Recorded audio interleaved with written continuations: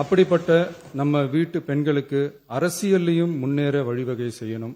அதுக்கு உரிய இடஒதுக்கீடு வழங்கணும். பெண்களுக்கு இடஒதுக்கீடு தர்றது ஏதோ சலுகைன்னு நினைச்சிடக்கூடாது. சமூக நீதி சார்ந்தது, அரசியல் அமைப்பு சார்ந்தது. மாண்புமிகு பேரவைத் தலைவர் அவர்களே, நம்ம நாட்டோட மக்கள் தொகையில ஏறக்குறைய பாதி பேர் பெண்கள் தான்.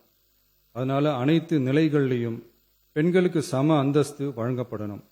அரசியலமைப்பு சட்டமும் அவங்களுக்கு சமத்துவ உரிமையை வழங்கித்தானே இருக்கு. நம்ம தமிழ்நாட்டை எடுத்துக்கிட்டாலும் ஆண்களை விட பெண்கள் தான் அதிகம். ஓட்டு சதவீதத்தில் கூட அவங்க தான் அதிகம். ஆனால் அவங்களுக்கான அரசியல் இடம்னு பார்த்தா 2021 சட்டசபையில் 12 பெண்கள் இருந்தாங்க. இப்போ இந்த 2026 சட்டசபையில் 23 பெண்கள் இருக்கிறாங்க.